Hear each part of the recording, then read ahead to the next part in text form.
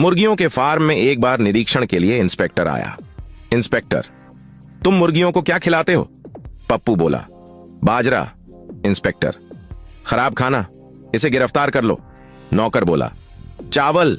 Inspector, गलत खाना, इसे भी गिरफ्तार कर लो। अब बाबू राव की बार आई।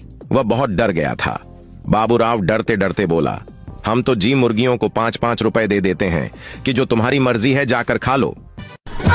कैसे कैसे लोग रहते हैं यार यहाँ पर।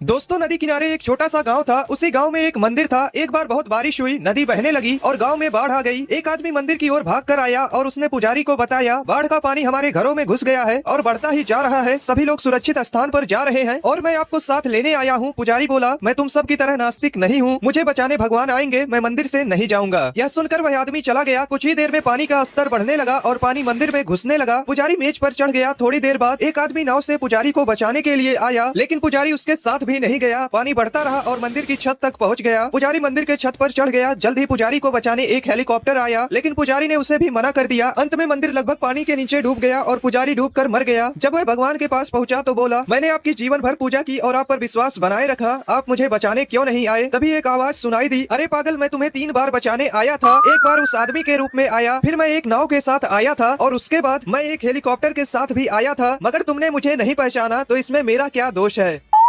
दोस्तों, एक अमीर लेडी एक दुकान पर आती है और दुकानदार से कहती है कि मुझे कुछ सस्ती साड़ियाँ दिखा दो, क्योंकि मेरे बेटे की शादी है और मुझे अपनी नौकरानी को देना है। दुकानदार ने उसे साड़ियाँ दिखाएं। लेडी ने पेमेंट किए और साड़ी लेकर चली गई। कुछ देर बाद नौकरानी भी उसी दुकान पर आती है और साड़ियाँ दिखाने को कहती है। दुकानदार नौकरानी को पहचानता था, वह उसे सस्ती साड़ियाँ दिखाने लगा। नौकरानी बोली, भैया आप मुझे महंगी साड़ियाँ दिखाओ। दुकानदार ने पूछा, आप तो हमेशा सस्ती साड़ियाँ दिखाने को कहती थी, फिर आज महंगी साड़ियाँ क्यों? कुछ खास है क्या? नौकरानी ने जवाब दिया, मेरे मालकिन के बेटे की शादी है और मैं अपनी मालकिन को एक साड़ी उपहार में देना चाहती हूँ। दोस्तों, वीडियो अच्छा लगा हो तो लाइक कर लें।